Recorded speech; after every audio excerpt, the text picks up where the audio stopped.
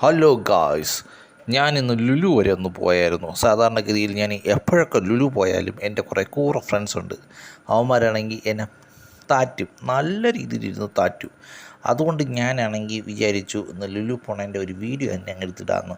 ഇവന്മാർ താറ്റണമെങ്കിൽ അങ്ങ് താറ്റിക്കോട്ടടേ, നമുക്കൊന്നുമില്ല.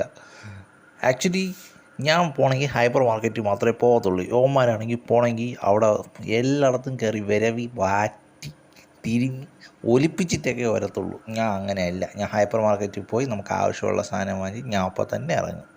മിക്കവാറും അവിടെ കൊടുക്കാനുള്ള 10 രൂപ പോലും ഞാൻ കൊടുക്കാറില്ല. അവിടെ ബൈക്ക് പാർക്ക് ചെയ്യുന്ന സ്ഥലത്ത് അത്രയ്ക്ക് നീറ്റാണ് ഞാൻ. എന്നെക്കുറിച്ച് ഇവന്മാർ പറയാത്ത അപവാദങ്ങളൊന്നുമില്ല.